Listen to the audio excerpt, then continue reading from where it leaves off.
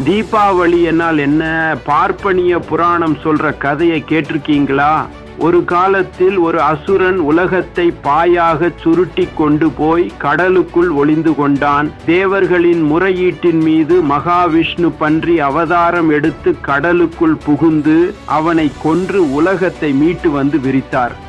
விரித்த பூமி, அதாவது பூமாதேவி, அப்பன்றியுடன் கலவி செய்ய ஆசைப்பட்டது. ஆசைக்கு இணங்கி பன்றி உருவில் இருந்த விஷ்ணு பூமியுடன் கலவி செய்தது. அதன் பயனாக பூமி கற்பமுற்று நரகாசுரன் என்ற பிள்ளையையும் பெற்றது. அந்த பிள்ளை தேவர்களை வருத்தினான்.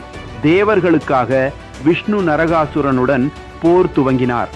விஷ்ணுவால் அவனை கொல்ல முடியவில்லை. விஷ்ணுவின் மனைவி நரகாசுரனுடன் போர் தொடுத்து அவனை கொன்றாள். இதனால் தேவர்கள் மகிழ்ச்சி அடைந்தார்கள். இந்த மகிழ்ச்சி, அதாவது நரகாசுரன் இறந்ததற்காக நரகாசுரனின் இனத்தாரான திராவிட மக்கள் கொண்டாட வேண்டும். இதுதானே தீபாவளி பண்டிகையின் தத்துவம். இந்த 10 விஷயங்கள் தான் தமிழரை தீபாவளி கொண்டாடும்படி செய்கிறதே அல்லாமல் வேற என்னன்னு யாருக்கு தெரியும்? யாராவது சொன்னார்களா? இதை ஆராய்வோம். இக்கதை எழுதிய ஆரியர்களுக்கு பூமி பற்றிய அடிப்படை அறிவு கூடதில்லை என்றுதானே கருத வேண்டியிருக்கிறது. பூமி தட்டையா உருண்டையா? தட்டையாகவே இருந்த போதிலும் ஒருவனால் அதை பாயாக சுருட்ட முடியுமா?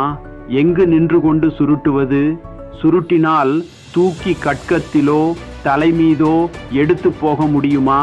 எங்கிருந்து தூக்குவது? கடலில் ஒளிந்து கொள்வதாயின் கடல் அப்போது எதன் மீது இருந்திருக்கும்? விஷ்ணு. மலம் தின்னும் பன்றி உருவம் எடுக்க வேண்டிய அவசியம் என்ன? அரக்கனை கொன்று பூமியை விரித்ததால் பூமிக்கு பன்றி மீது காதல் ஏற்படுவானேன்? பூமி மனித உருவமா மிருக உருவமா? மனித உருவுக்கும் மிருக உருவுக்கும் கலவியில் மனித பிள்ளை உண்டாகுமா? பிறகு சண்டை ஏன்? கொல்லுவது ஏன்? இதற்காக நாம் ஏன் மகிழ்ச்சி அடைய வேண்டும்?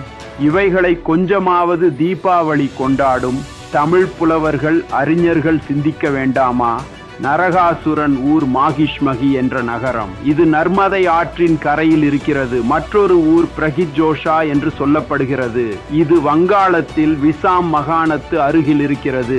இதை திராவிட அரசர்களே ஆண்டு வந்திருக்கிறார்கள். வங்காளத்தில் தேவர்களும் அசுரர்களும் யாராக இருந்திருக்க முடியும்? இவை ஒன்றையும் யோசிக்காமல் பார்ப்பனன் எழுதி வைத்தான் என்பதற்காகவும் சொல்கிறான் என்பதற்காகவும் நடுஜாமத்தில் எழுந்து கொண்டு குளிப்பதும் புது துணி உடுத்துவதும் பட்டாசு சுடுவதும் அந்த பார்ப்பனர்கள் வந்து பார்த்து கங்கா ஸ்நானம் ஆயிற்றா என்று கேட்பதும் நாம் ஆமாம் என்று சொல்லி கும்பிட்டு காசு கொடுப்பதும் அவன் காசை வாங்கி இடுப்பில் சொருகி கொண்டு போவதும் என்றால் இதை என்னவென்று சொல்வது? சிந்தியுங்கள், சிந்தியுங்கள் பார்ப்பனர்களே. உங்கள் ஆசிரியர்களுக்கு மானம் புத்தி இல்லாவிட்டாலும் நீங்களாவது சிந்தியுங்கள்.